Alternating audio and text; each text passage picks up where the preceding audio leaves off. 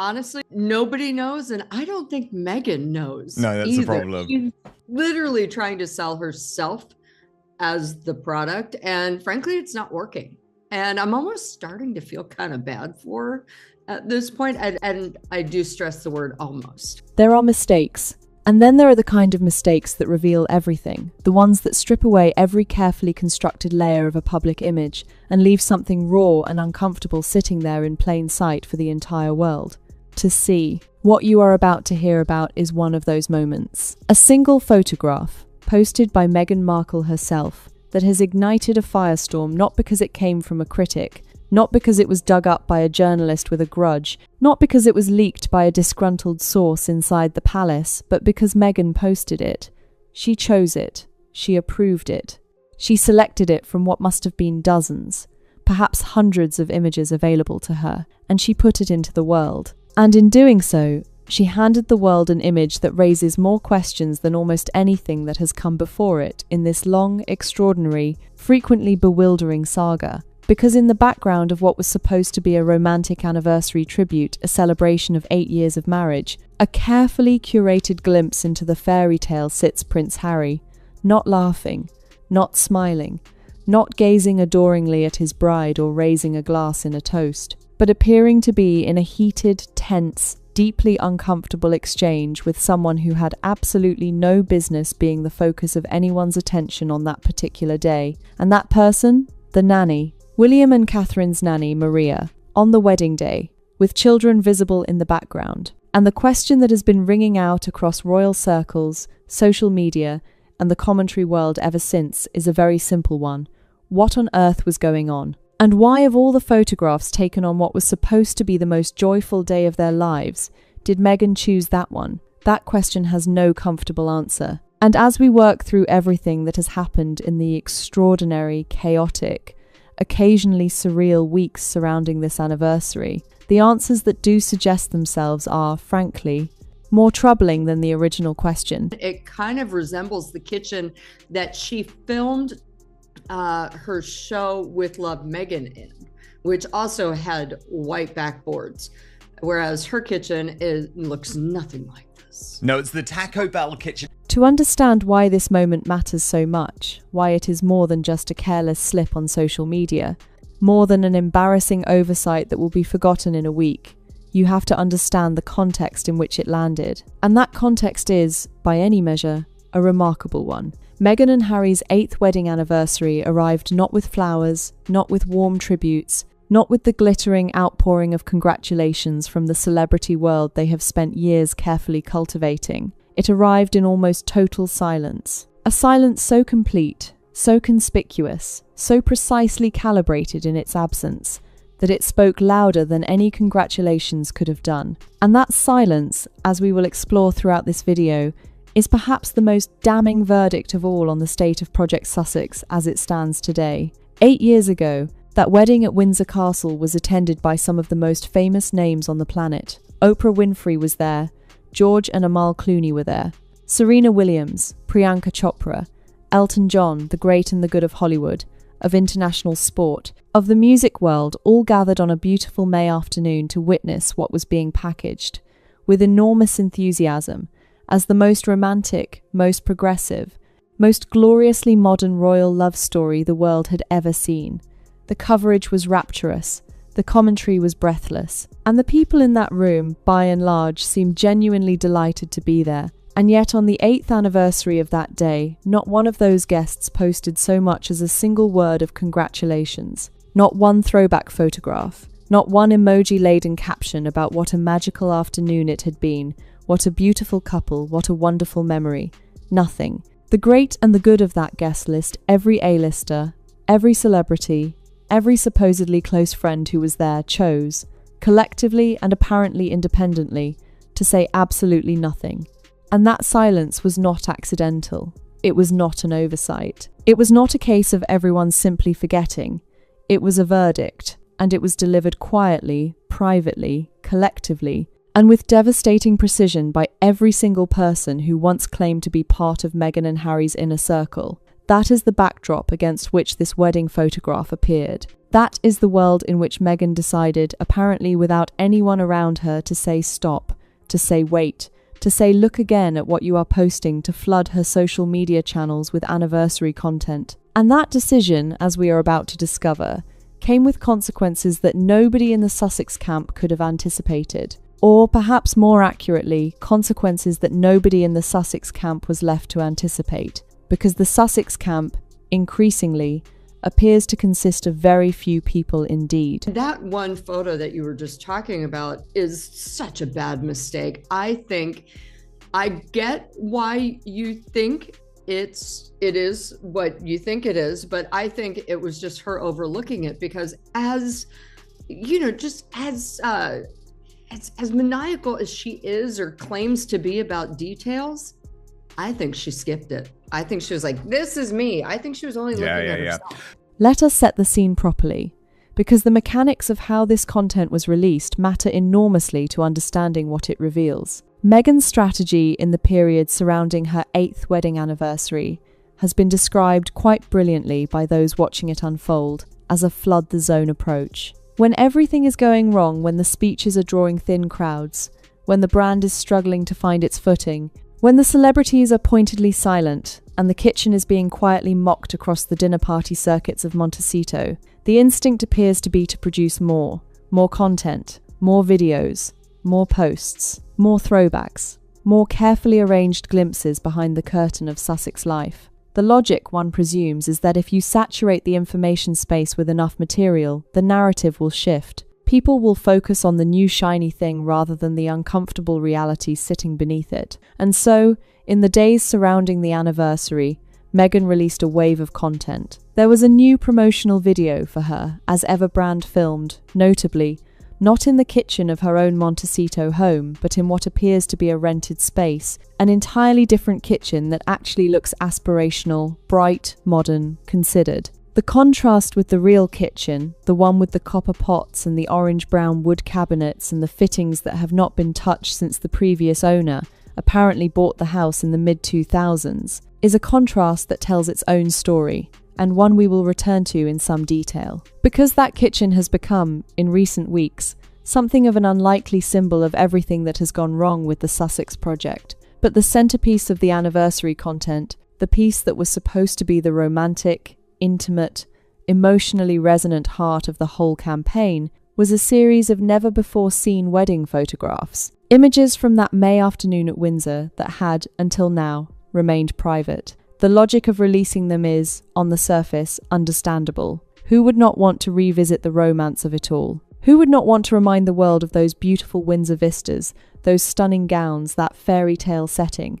And some of the photographs did achieve exactly that. But Meghan, in what has become an increasingly recognizable pattern, went too far. She posted too many.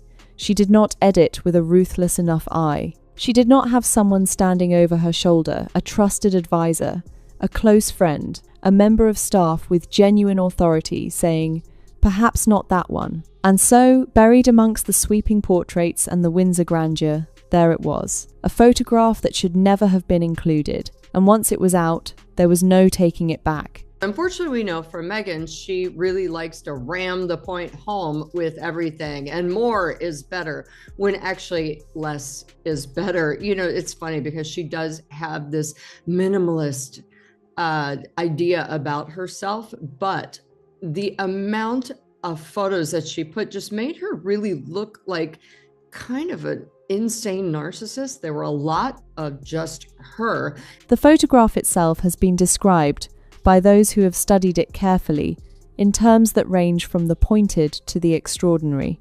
Prince Harry, caught mid-interaction, in what multiple observers describe as a heated exchange, his body language tense, his expression far removed from the uncomplicated joy you would expect from a man on his wedding day, and the person he appears to be engaging with uncomfortably, with a body language that reads as anything but relaxed, is Maria, the nanny employed by Prince William and Princess Catherine to care for their children. The children who were, at that point, part of the wedding party itself. And those children, George, who is now 12, and Charlotte, who is 11, can be seen in the background of the image. Their expressions, according to those who have analysed the photograph with care, are notably wary. There is a word that has been used repeatedly by royal observers looking at this image, and that word is uncomfortable. The children look uncomfortable, and that is a remarkable thing to see in a wedding photograph. It is an even more remarkable thing to have posted on social media, years later,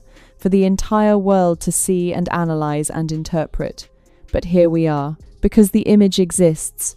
It was posted. It was seen by millions of people. And once it was out, the analysis was immediate and pointed. According to sharp-eyed royal watchers who were among the first to flag the picture, the photograph appears to capture a moment of genuine tension, a moment that, far from illustrating the romantic joy of the occasion, illustrates something rather more complicated and rather more revealing about the real atmosphere at that wedding. And there is a theory that has been advanced by several credible observers, and that fits entirely with what multiple sources have reported over the years about what that moment actually represented. The theory is this: Meghan had sent Harry to negotiate, specifically to negotiate the presence and involvement of the royal children George and Charlotte in the wedding proceedings, because there was tension. There was very real, very well documented tension at that wedding, particularly around the question of the children. Charlotte, who was serving as a flower girl, reportedly found herself in tears at some point during the day. The circumstances around that moment have never been fully confirmed in all their detail, but the broad picture painted by multiple credible sources over the years is one of an atmosphere that was, behind the scenes, considerably less magical than the official photograph suggested. And what this leaked image may be showing us, captured in real time accidentally, and then released to the public by Meghan's own hand, is evidence of exactly that tension. Meghan is completely inauthentic. Her only authenticity is in her inauthenticity. The royal commentator, according to Taz, was among the first to draw wider attention to the significance of this particular photograph, and the analysis offered was characteristically direct. Harry, in this image, looks like he is in a heated exchange with the nanny. The royal children in the background look wary. The specific suggestion advanced on the basis of everything that was known and reported about the dynamics of that day is that this was a moment when Harry was dispatched by Meghan to deal with a situation involving the children, possibly to negotiate their continued participation in proceedings. And Meghan, according to at least one very perceptive reading of the image, is visible in the background of the shot watching, observing. As one commentator put it with striking economy, Harry looks like he's being a jerk, and Meghan is overseeing her handiwork. Now, we should be appropriately careful here, as we always should be when interpreting a photograph. A single image does not tell a complete story. Body language is ambiguous. Expressions can be misread. And the full context of any given moment is rarely visible in a single frame. But here is what is not ambiguous. This photograph was posted by Meghan Markle, voluntarily, as part of an anniversary celebration. It was, by definition, one of the images she chose to share with the world from what must have been a substantial archive. And its presence in that selection, the presence of an image that so clearly captures something tense, something awkward, something that raises immediate and uncomfortable questions, is itself a story. Because this is not the behaviour of someone who is thoughtfully curating their public image with the care and precision they claim. This is not the behaviour of a woman described by those who worked with her as meticulous about details, obsessive about the way things appear, deeply invested in controlling every aspect of her public presentation. This is the behaviour of someone operating without a safety net, someone who looked at that photograph and saw, apparently, only herself, and thought, yes, that one, that goes in, without anyone left around her to say otherwise. And the result is an image that is now permanently part of the public record. An image that raises questions about Harry and William's relationship, about the atmosphere at the wedding, about the tension around those children on that day, that can never be fully unraised. Pandora's box, opened by Meghan herself, on her own anniversary, with her own hand. I think she is probably really exhausting, and nothing quite works. In that video there, you'll notice there's only 4 candles for their 8th anniversary. So a lot of people are wondering, was this her 4th anniversary video? But even still, the fact that she's making such a big deal out of it and people are not retagging, reposting, saying thank you. Paula Froelich has spent years watching Meghan Markle's public behaviour with a forensic, clear-eyed, genuinely unsentimental rigour. She is not given to hyperbole. She does not deal in cheap shots or easy mockery. What she offers, consistently, is observation. And her observation of this particular episode, the anniversary content, the photograph, the whole flood the zone strategy and its consequences, is as sharp and as illuminating as anything that has been said about the Sussexes in recent memory. Paula's diagnosis of how the photograph came to be posted, in retrospect, the most convincing explanation available. It was not a conspiracy. It was not deliberate sabotage. It was not Meghan making a calculated decision to expose Harry or relitigate the tensions of the wedding day. It was something at once simpler and more troubling than any of those explanations. It was narcissism, operating without a check. Because when Meghan looked at that photograph, she was not looking at Harry. She was not looking at the nanny. She was not looking at the children in the background and reading what their expressions might communicate to the outside world. She was looking at herself, at how she appeared in the image, at the dress, the hair, the pose. She liked what she saw, and that was sufficient. That was the entire editorial process. And why is that the case? Why has the editorial process around Sussex content become so thin, so inadequate, so vulnerable to exactly these kinds of errors? The answer, according to Paula, is straightforward, even if it is uncomfortable to hear. The staff are gone. The advisors who might once have caught this, who might have looked at that photograph and said, "Meghan, there are questions about what Harry appears to be doing here. Perhaps we leave this one out, those people are not there, because Meghan cannot afford them, or because they have left of their own accord, or both." And so what you get, increasingly, is Meghan unfiltered. Meghan making decisions by instinct and impulse, without the moderating influence of anyone whose opinion she respects enough to listen to. And the results of that process, this photograph, the candle, the 4-candle 8th anniversary video, the rented kitchen in the promo footage, are accumulating at a pace that is becoming genuinely difficult to manage. Paula's broader point, the one that sits beneath all of the specific observations, is about a cycle. The less supported Meghan is, the more errors she makes. The more errors she makes, the more people disengage, the more friends fall away, the more the circle shrinks. And the smaller the circle becomes, the fewer checks there are on the next decision. It is a feedback loop that has been operating, visibly and with increasing velocity, for some time now. And the wedding photograph is simply its most recent and most dramatic expression. The problem you've got here in a relationship with Meghan and Harry is this is a boy that was pretty much traumatised by media presence when he was little. He didn't really want any of this publicity. He was always attacking photographers. And she's someone, ever since she was on the red carpet, who's craved publicity. Because this is emphatically, definitively, not the first time. That is the thing that keeps returning, again and again, when you examine the Sussex story with any kind of rigour and any kind of historical perspective. The errors, the missteps, the decisions that seem inexplicable in the cold light of day, they are not isolated incidents. They are not bad luck, or unfortunate timing, or the inevitable rough patches of a public life conducted at high speed. They form a pattern.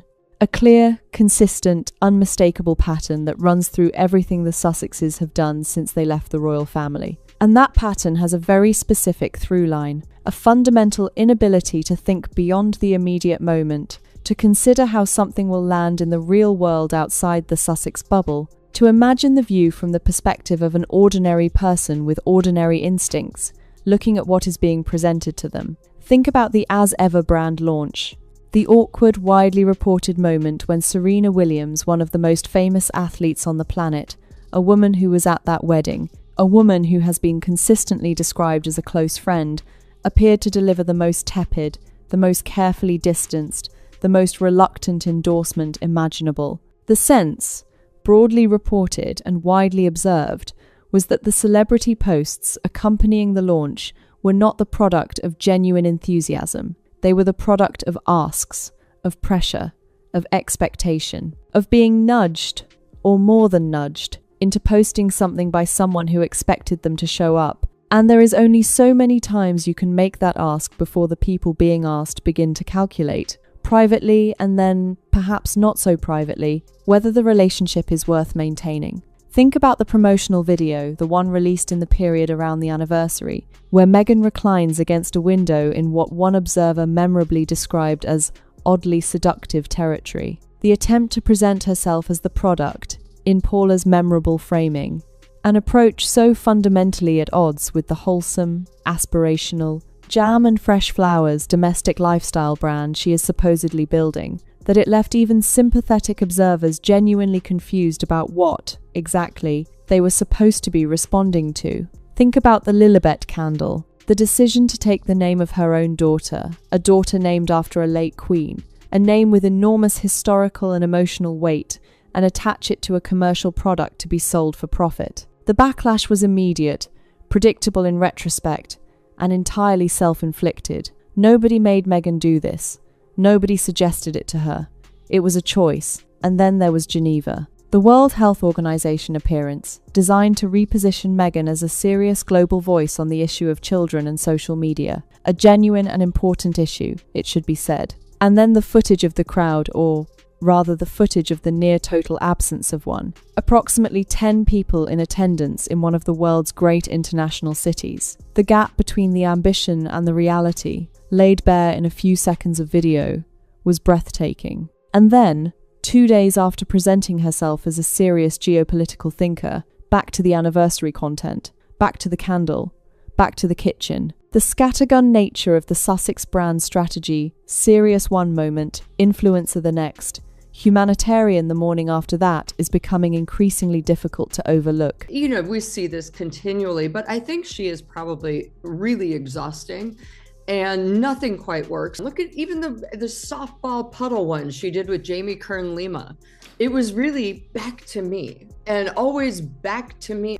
It is impossible to tell this story honestly without talking at length about Harry, because Harry is always there, isn't he? Somewhere in the frame, sometimes literally, as in this wedding photograph occupying an increasingly complicated position that appears to serve nobody particularly well, least of all himself. At 41 years old, Prince Harry finds himself in a situation that would have been genuinely unimaginable to the young man who left the military, fell in love, and apparently believed with what seems, in retrospect, to have been a touching and rather costly naivety, that there was a version of this story that ended happily for everyone. The version where he got the girl and kept the family, where he stepped back from royal duties and built something new on the other side of the Atlantic, while maintaining enough connection to the institution he came from to give his new life meaning and his children identity. That version has not materialized, and the evidence of that failure is everywhere you look, if you care to look honestly. It is in the kitchen that has not been renovated in 6 years of occupancy.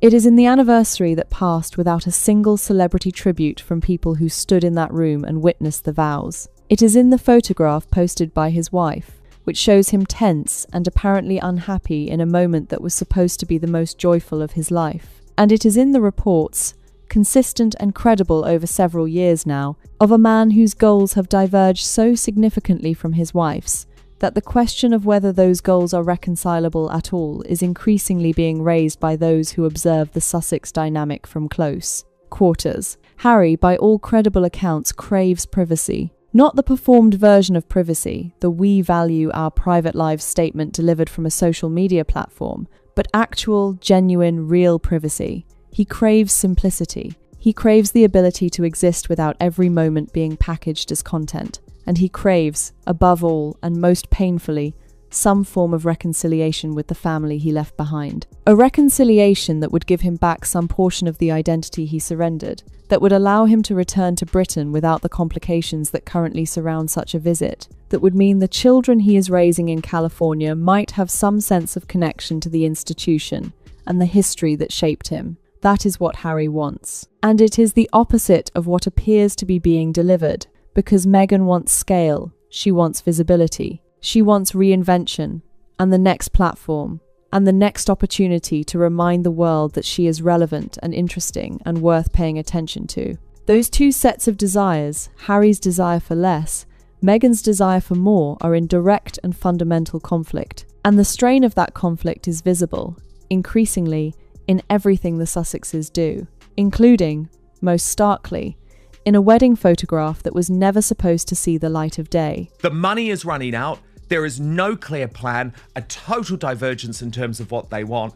So what is actually the strategy here? What is the Sussex operation attempting to achieve? Because from the outside, in the weeks surrounding this anniversary, it has become genuinely difficult to identify any coherent thread, any consistent vision, any sense that someone, somewhere, is steering this particular ship with a clear destination in mind. We have had the serious international statesperson version of Meghan, the World Health Organization, the advocacy work, the carefully constructed gravitas, the photograph with Dr. Tedros. And then, 48 hours later, we have had the influencer version, the anniversary content, the candle, the kitchen videos, the penguin ornament. We have had the domestic goddess of With Love Meghan, and then the real kitchen has emerged from behind the promotional footage to provide a very different picture.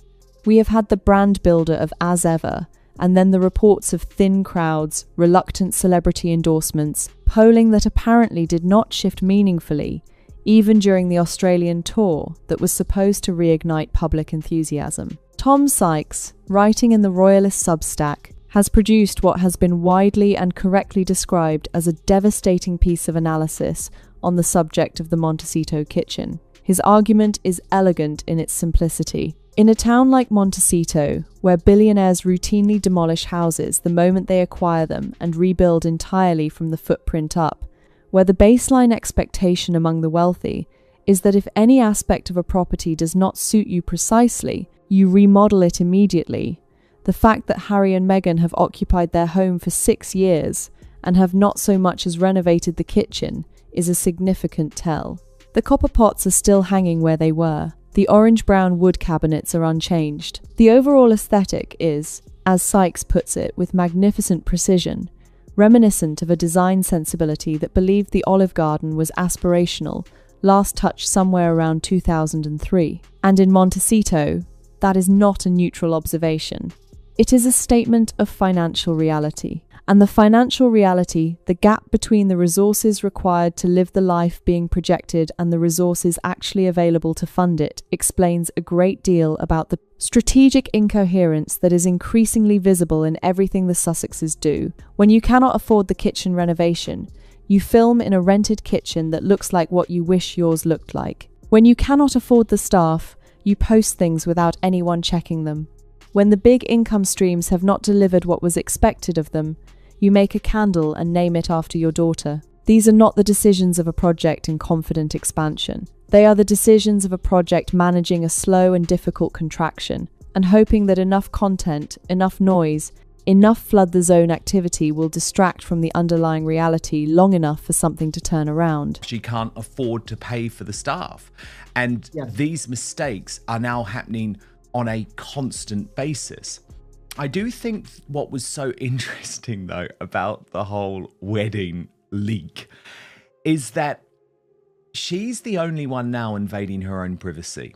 She is the only one. No other friends or family members had any desire to go back there on the wedding. Let us be specific and honest about what critics are calling out, because there are several distinct and separately damning layers to this episode, and each one deserves proper examination rather than being swept into a general sense of disapproval. The first layer is the photograph itself, and what it says about Meghan's claimed meticulous attention to detail. This is a woman who, by the consistent testimony of those who worked with her, was extraordinarily precise about her public image, who had strong opinions about the angle of a photograph, the exact wording of a caption, the colour palette of an event, the specific way in which she and Harry were presented to the world. And yet we are being asked to believe that she looked at a photograph showing her husband in a visibly tense exchange with a nanny, with royal children looking wary in the background, on the wedding day, and simply did not notice that her eye, the famous, painstaking, nothing gets past me eye, somehow slid right over that? Paula's explanation is the more convincing one. She noticed only herself, and that was enough. But if that is true, it is not a defense. It is, if anything, a more serious indictment. The second layer is the anniversary content itself, and what the surrounding silence reveals. Meghan positioned this content as a celebration, a joyful, intimate look back at a happy marriage. She posted multiple photographs, she created video content, She clearly expected, or at least hoped, that the people who were there, the celebrity friends, the A-listers, the Oprahs and Clooneys and Serenas of the world would engage, would repost, would add their voices to the celebration. The silence was not what she was hoping for, and that silence is not a minor detail. It is evidence of a social collapse that has been happening quietly for years and is now visible enough to be publicly remarked upon. Not one of the guests felt moved or sufficiently obligated, or sufficiently willing to post a single congratulatory word. That is an extraordinary fact about a couple who once commanded some of the most enviable social connections on the planet. And then there is the candle. The specific and rather breathtaking decision to take the royal wedding, a wedding paid for at significant public expense by the British taxpayer and the British royal family, and turn it into a merchandising opportunity. The wedding that was gifted to them, funded for them, organised for them by an institution they subsequently spent years publicly criticising. The observation made in the analysis of this episode is worth repeating in full. Meghan has merged the Queen, she has merged the children,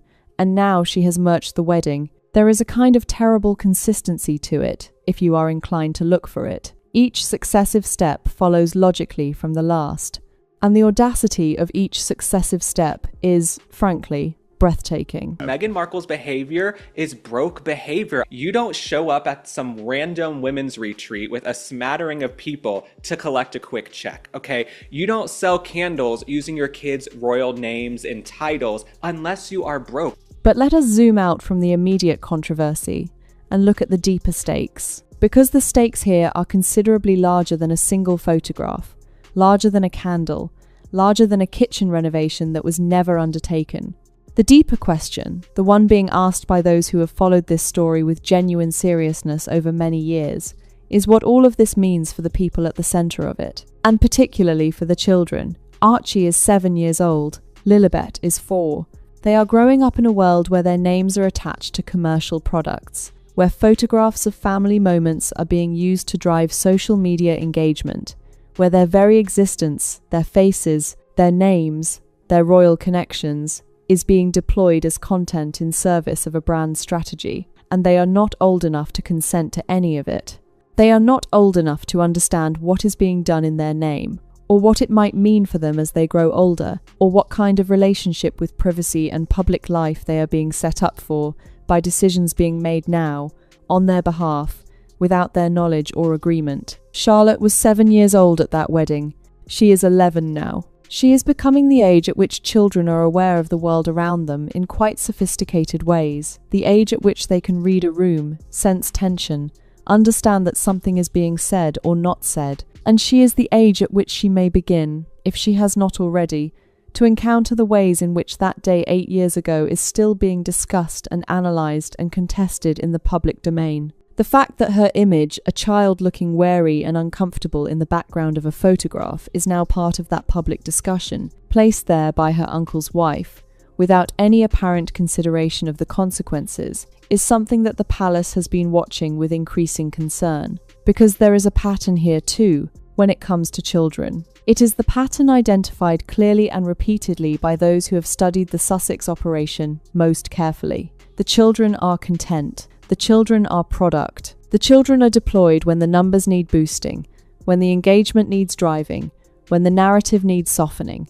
And then the same woman who posts her own children on Instagram, who keeps returning to images of Archie and Lilibet to drive her social media metrics, speaks at the World Health Organization about the dangers of exposing children to social media. The hypocrisy is not subtle, and it is not lost on anyone who is paying attention. Because if you are going to make a candle that smells like your children, first of all, hello. Second of all, they merged the Queen when she came out with Princess Lilibet candle. Then, of course, due to the backlash, she took it back. She merged the Queen, she merged her kids, and now she's merging her wedding. Of course she is. It's just natural, really, at this point. The palace's approach to all of this has been, characteristically and by deliberate design, one of near total silence. And it is worth taking a moment to understand why that silence is not weakness, not indifference, not an absence of awareness. It is strategy hard won, carefully maintained, and increasingly vindicated by events. The institution learned slowly, at considerable cost, through some painful missteps in the early years of the Sussex drama, that engaging with the narrative directly is a losing game. Every official response validates the original story. Every denial keeps the controversy alive for another news cycle. Every visible reaction gives Meghan and Harry precisely what they most need: the sense that they retain enough power and relevance to move the needle, to provoke a response from one of the most ancient and established institutions in the world. And so the palace has learned to say nothing, to let the stories run their course, to trust correctly, as events have repeatedly demonstrated that the Sussex operation will, in time, create its own problems without any assistance from the institution. Meanwhile, Catherine continues her work, quietly, consistently, with the warmth and the grace and the extraordinary resilience that have become the defining qualities of her public presence. She does not comment on Montecito. She does not respond to the anniversary content. She does not acknowledge the photograph. She simply continues to show up for the causes she cares about, for the communities she serves, for the public who have come to regard her with enormous affection. And William continues to serve too, attending the Aston Villa match with genuine, uncomplicated, unperformed joy, showing the world a man who is, in that moment, simply himself, not curating, not managing, not flooding any zone, just being present, being real, being the kind of public figure whose connection to ordinary life is visible and unforced. The contrast with the Sussex operation could not be more complete. On one side, an institution communicating through action, through presence, through the slow and steady accumulation of genuine public service. On the other, a couple producing a torrent of content that is increasingly difficult to control, the errors of which are now speaking louder than any of the carefully crafted messaging that surrounds them.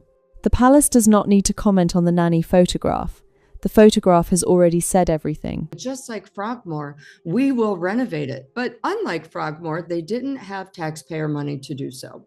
So they thought, well, when we are huge, rich, successful entrepreneurs, whatnot, we will do it. Give us a year. Well, it's been 8 years. It's been 6 years since they moved here. And oof, it's really just kind of analogous to what their situation is.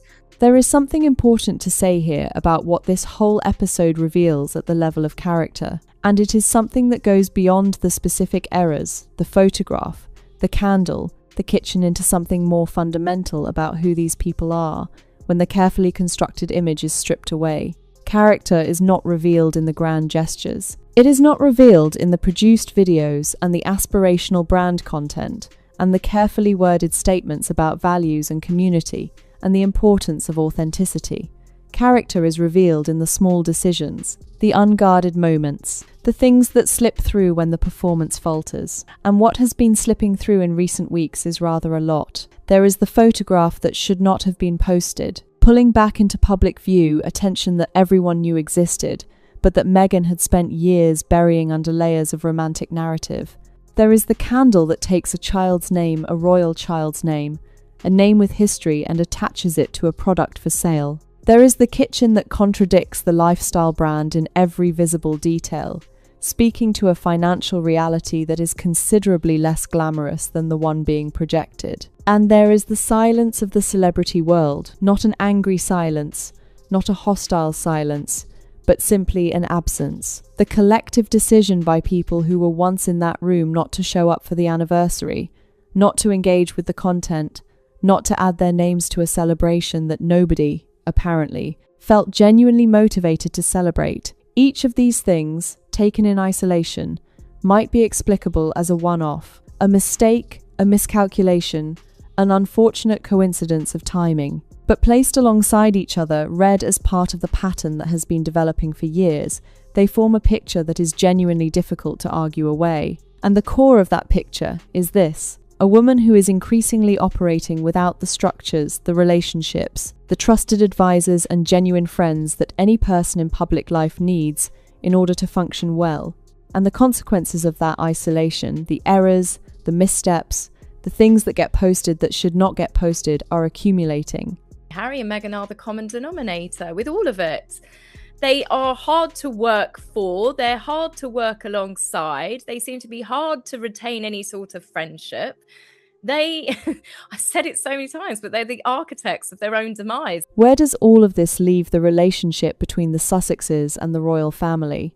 It is perhaps the central question of the entire Sussex drama, and it is one that has been hanging unanswered, in one form or another, for the better part of 6 years. And if the honest answer, right now, is that it looks more unresolved and more damaged than it has at almost any point since the initial rupture, that is not a comfortable thing to say, but it appears to be the truth. The hope expressed periodically, with varying degrees of conviction, by those who believe the best about everyone involved, was that time would do its work, that the anger would soften, that the wounds would begin to close, that, however painful and damaging the events of the preceding years had been, there might eventually emerge some pathway back to a relationship that, if not warm, was at least workable. Some basis on which Harry could see his father, the children could know their grandfather, and the institution could function without the constant background noise of Sussex grievance. That hope is looking, right now,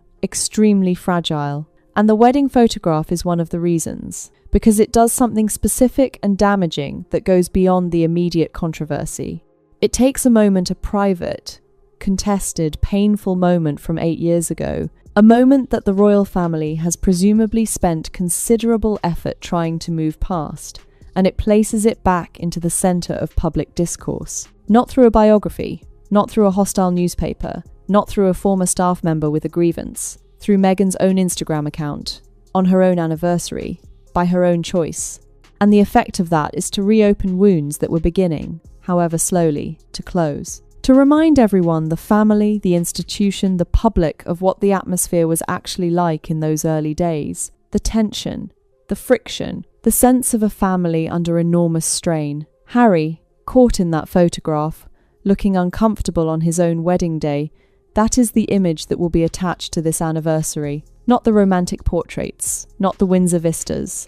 That image. And if Harry did not want it posted, and everything we know about him suggests he would desperately prefer it had not been, then he is living with the consequences of a decision he did not make, presented to the world as part of a celebration of their marriage, and there is very little he can do about it. I think her entertaining is possibly having one person or two people over who, like her hairdresser who might have driven up from LA, having him over. But she's certainly not having dinner parties. For a woman who is all about, I entertain. All I want to do is entertain. I just love quiet luxury. Everything's quiet and soft and slow and easy entertaining. Well, she doesn't seem to be doing that much entertaining. Step back far enough, and the view that emerges is one of a project in serious and sustained difficulty. Not a dramatic, sudden collapse. There has been no single catastrophic moment, but a steady, consistent, accumulating set of setbacks and errors, and disappointments and silences, each of which is individually survivable and collectively devastating.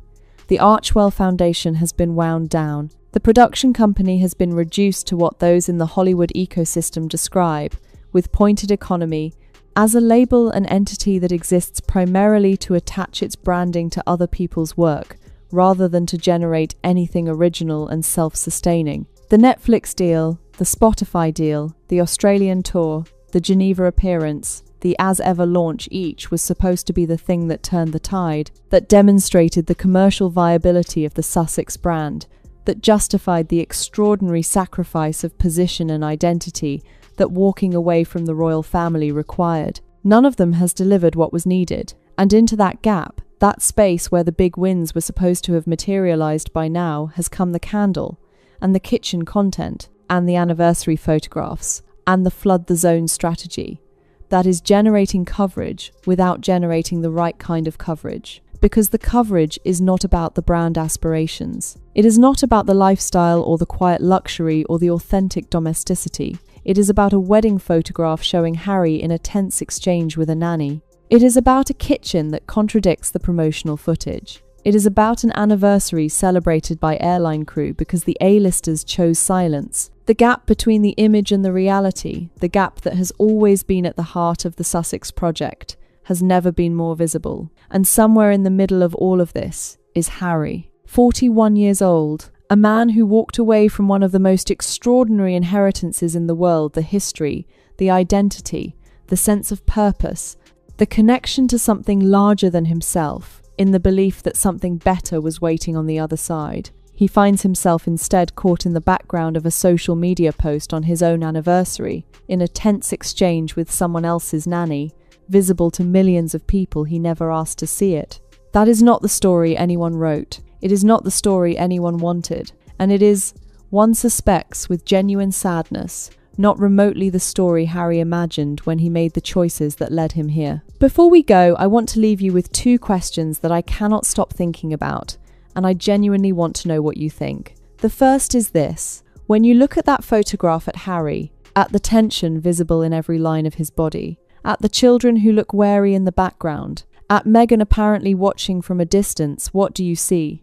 Is this a woman who made a careless mistake, distracted by her own image in the frame? Or does something in this picture speak to you of a dynamic, a pattern, a way of operating that has been running beneath the surface of the Sussex story for years, and is only now, in these unguarded moments, becoming fully visible to the rest of us? And the second question is this: 8 years. 8 years since that wedding. Every A-lister who was in that room has chosen complete silence. Not one word, not one image, not one acknowledgement that the day existed. If you had been there, if you had been present for whatever it was that happened in those rooms and gardens at Windsor on that May afternoon, would you have stayed silent too? Or would the loyalty of friendship have been stronger than whatever it is that has driven every single person from that guest list to say nothing?